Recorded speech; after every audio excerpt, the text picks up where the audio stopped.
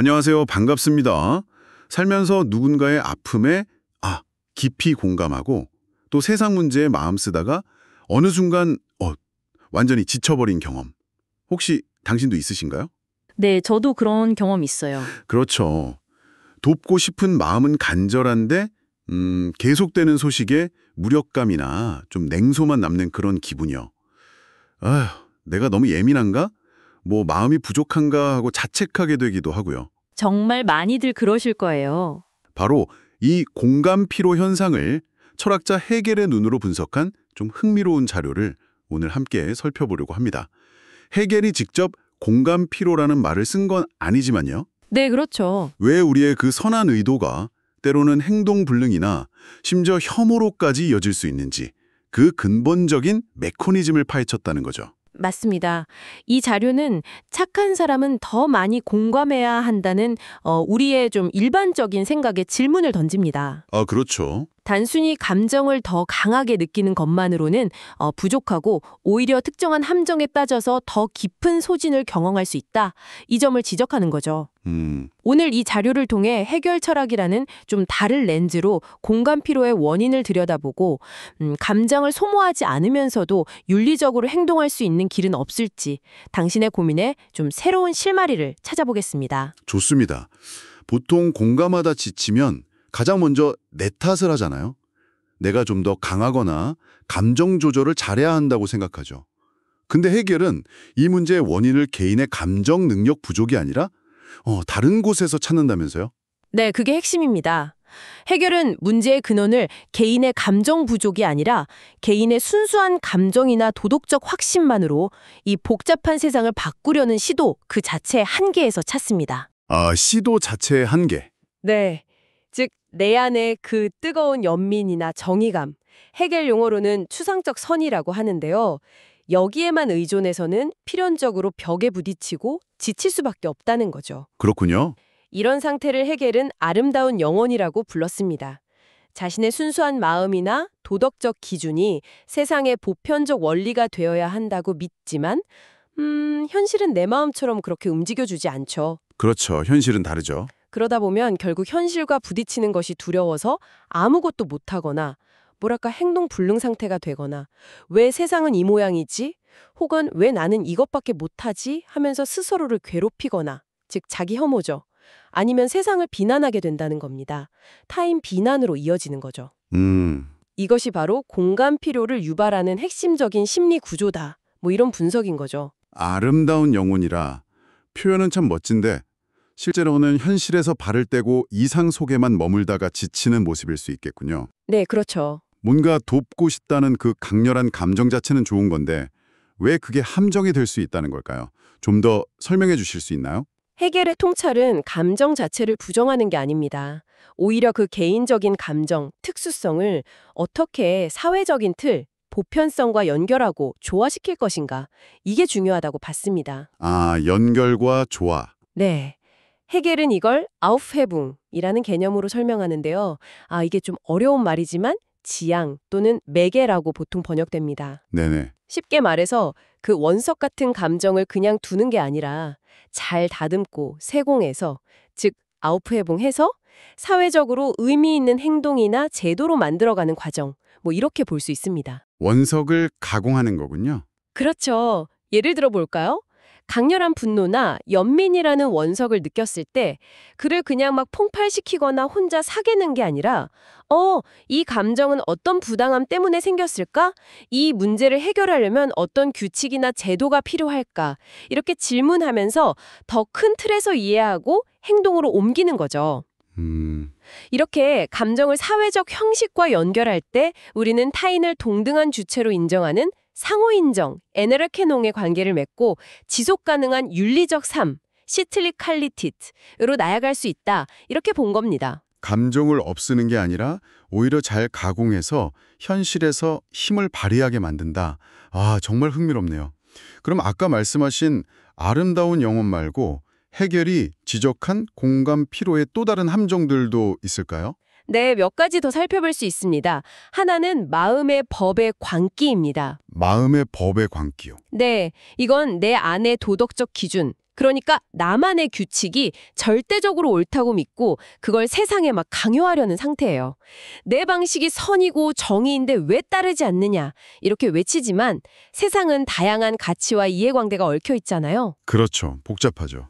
결국 다른 사람이나 현실의 벽에 부딪혀서 극심한 좌절과 분노, 허무함을 느끼게 됩니다. 자신의 그 주관적 기준을 절대화하는 데서 오는 광기라고까지 표현한 거죠. 와, 광기. 좀 무서운데요? 네, 또 다른 하나는 불행한 의식입니다. 불행한 의식. 이건 이상과 현실 사이의 그 괴리를 어떻게든 해결하려고 외부 세계와 부딪히면서 행동하기보다는 오직 자신의 내면에서만 그 갈등을 계속 곱씹으면서 고뇌하다가 에너지가 고갈되는 상태를 말합니다. 아, 혼자 끙끙 앓는 거네요. 맞아요. 세상은 왜 이럴까? 나는 왜 이렇게 무력할까? 같은 생각만 반복하면서 스스로를 불행하게 만드는 거죠. 와, 듣고 보니 정말 주변에서 혹은 제 안에서도 발견할 수 있는 모습들 같아요. 처음에는 좋은 마음으로 시작했는데 어느새 냉소적이 되거나 아예 외면하게 되는 그 과정이 해결의 분석 속에 녹아있는 느낌입니다. 그렇죠. 그렇다면 이 함정들에서 빠져나와서 지치지 않고 계속 관계 맺고 행동하려면 어떻게 해야 할까요? 여기서 이제 해결이 제시하는 해결의 열쇠들이 중요해집니다. 앞서 잠깐 언급했던 상호 인정과 윤리적 삶이라는 개념을 좀 더 구체적으로 풀어볼 필요가 있습니다. 네네. 첫째는 상호 인정, 에네르케농의 실천입니다. 유명한 주인도의 변증법 이야기처럼요.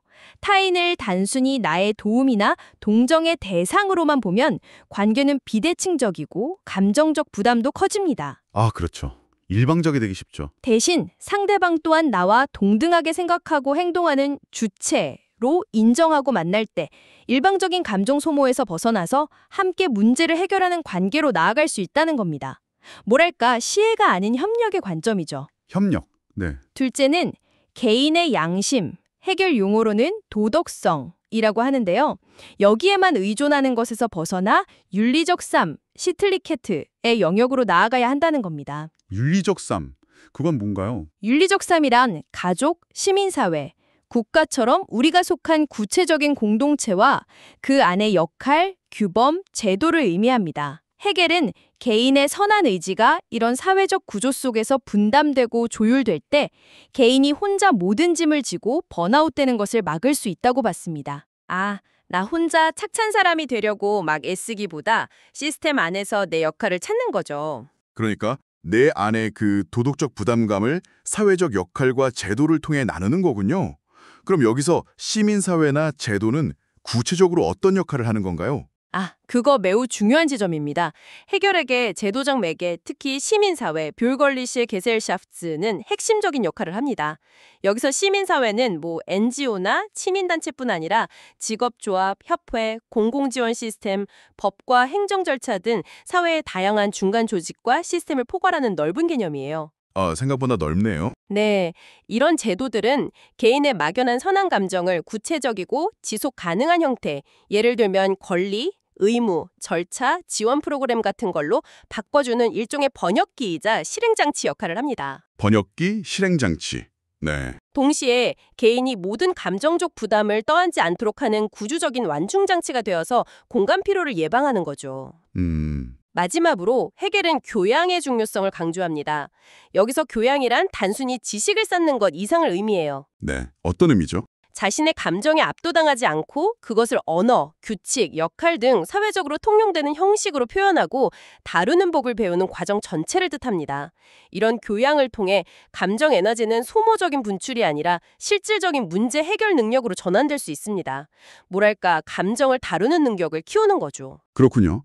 결국 공감 피로를 넘어서려면 내 감정에만 매몰되지 말고 타인과 동등한 관계를 맺고 상호 인정, 내가 속한 공동체와 제도, 윤리적 삶 안에서 역할을 찾으며 감정을 구체적인 행동과 시스템으로 연결하는 제도적 매개, 교양, 방법을 익혀야 한다 이런 거네요. 네, 맞습니다. 와, 정말 새로운 관점인데요.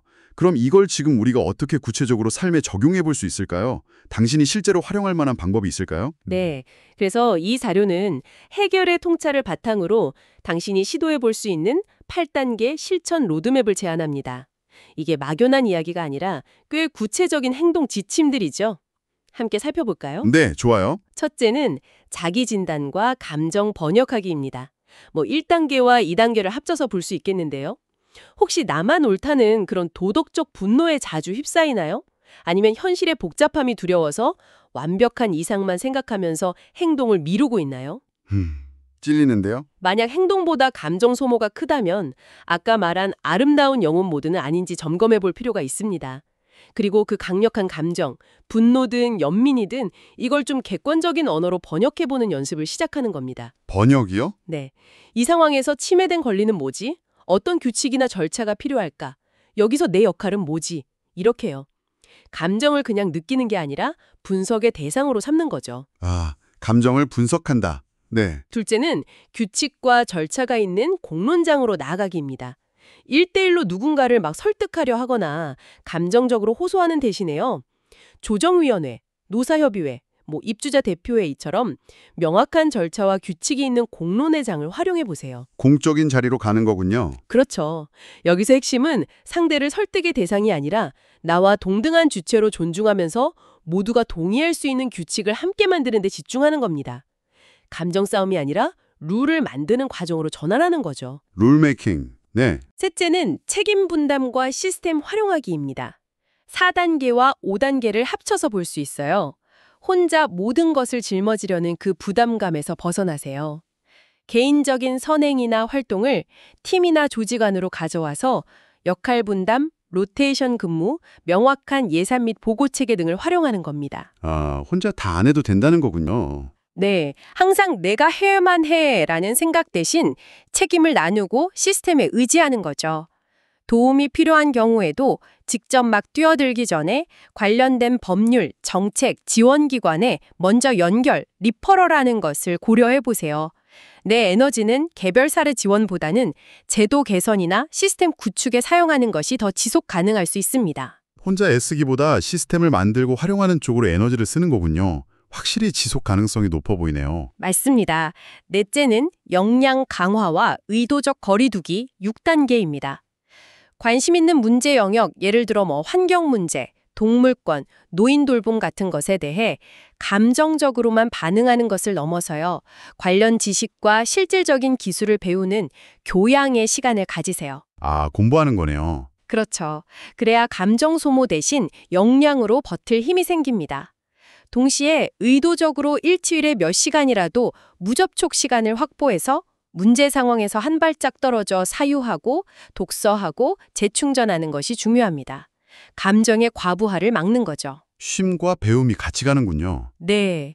다섯째는 한계 설정과 공개적 합의 7단계입니다. 자신의 역할과 책임 범위를 명확히 하고 때로는 이 부분은 제도의 영역입니다. 혹은 이것은 다른 담당자의 역할입니다. 라고 솔직하게 알리고 주변과 합의하는 용기가 필요합니다. 아, 이것도 용기가 필요하겠네요. 그렇죠. 자신의 한계를 인정하고 명확히 하는 것 자체가 무한 책임의 함정에서 벗어나는 중요한 윤리적 실천일 수 있습니다. 모든 걸 해결하는 슈퍼맨이 될 필요는 없는 거죠. 네, 맞아요. 마지막 여섯째는 주기적인 평가와 조정 8단계입니다. 정기적으로 자신의 감정 상태, 냉소, 무기력, 분노 시준을 점검하는 것과 더불어 우리가 참여하거나 활용하는 제도나 규칙이 실제로 효과를 내고 있는지, 예를 들어 문제 해결 기여도나 접근성 같은 걸 객관적으로 평가해야 합니다. 점검. 그리고 필요하다면 규칙이나 역할을 과감히 수정하고 개선해 나가야 합니다. 끊임없이 피드백하면서 더 나은 방향으로 조정하는 과정이죠. 와, 정말 구체적인 단계들이네요. 마음 단단히 먹어라 같은 그런 막연한 조언과는 정말 차원이 다른 것 같습니다. 그렇죠. 해결 철학이 좀 어렵지만 이렇게 구체적인 실천으로 연결될 수 있다는 게 흥미로운 지점이죠. 자, 오늘 이야기를 정리해보면 해결의 시각에서 공감 필요는 단순히 개인의 감정 조절 실패가 아니라 개인의 순수한 감정, 선의가 사회적 규범이나 제도라는 형식과 제대로 연결되지 못할 때 발생하는 일종의 아름다운 영혼의 탈진 현상으로 볼 수 있겠네요. 정확합니다. 그리고 그 해법은 감정을 억누르는 것이 아니라 오히려 그 감정을 사회적으로 의미 있는 형식으로 다듬고 타인과 동등하게 상호 인정할 수 있는 절차와 제도 속으로 가져오며 윤리적 삶, 시틀리일디케이트라는 더 큰 구조 안에서 역할을 분담하는 데 있다는 거죠. 네. 즉 개인의 선한 의지를 혼자 막 불태우는 대신 지속 가능한 사회적 시스템 안에 뿌리내리게 하는 겁니다. 시스템 안에 뿌리 내린다. 만드는 이야기였습니다. 마지막으로 오늘 이 심층적인 탐구를 함께 하신 당신에게 이런 질문을 던져보고 싶습니다. 네. 지금 당신이 느끼는 공감의 무게를 조금이나마 건강하게 만들고 더 지치지 않고 세상과 관계 맺기 위해 당신의 그 소중한 사적인 감정을 어떤 사회적 형식이나 제도 혹은 역할과 연결해 볼 수 있을까요? 단순히 더 노력해야지라는 다짐을 넘어서 당신이 지금 당장 시작할 수 있는 아주 작은 첫걸음은 무엇일지 한번 성찰해보는 시간을 가져보시면 좋겠습니다.